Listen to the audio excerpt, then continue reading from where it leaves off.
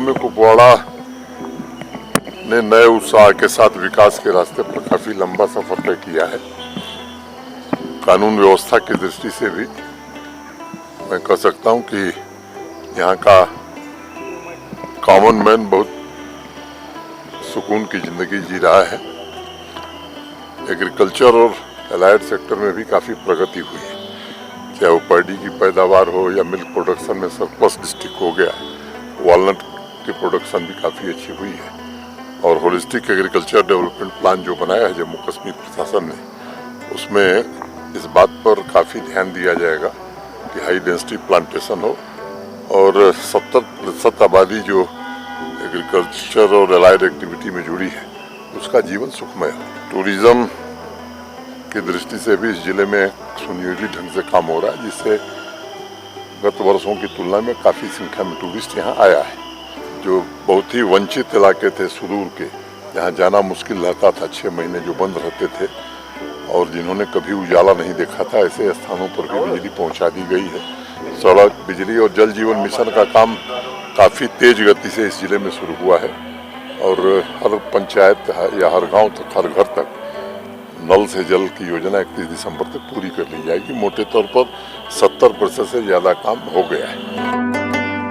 तो मुझे लगता है कि जम्मू कश्मीर प्रशासन ने और यहाँ के जिला प्रशासन ने एक तो ट्रांसपेरेंसी भी लाई है, प्रो पीपुल अप्रोच रहा है और विकास की नई इबारत यहाँ लिखी जा रही है। ये बहुत ये खुश आइन कदम है कि ऑनरेबल एलजी साहब डिस्ट्रिक्ट डेवलपमेंट काउंसिल कुपवाड़ा की दावत पर यहाँ आए और बहुत से अच्छे माहौल में उन्होंने यहाँ की तामीर तरक्की का जायजा लिया और बहुत बड़ी एक पब्लिक रैली को खिताब किया।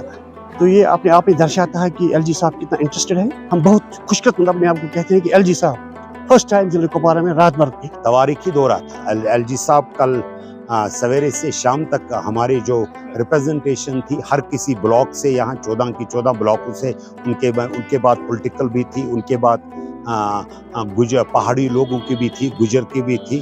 तो मेरे ख्याल में ओवरऑल जो हम देखते हैं सिनेरियो, बहुत जो मीटिंग का वो बहुत ही अच्छा रहा। वो ही वॉज पेशेंट हियरिंग, उन्होंने पूरी रात वो हमारी बात सुनते आए। आज सवेरे तक हमारी अब तक डेलीगेशन थी।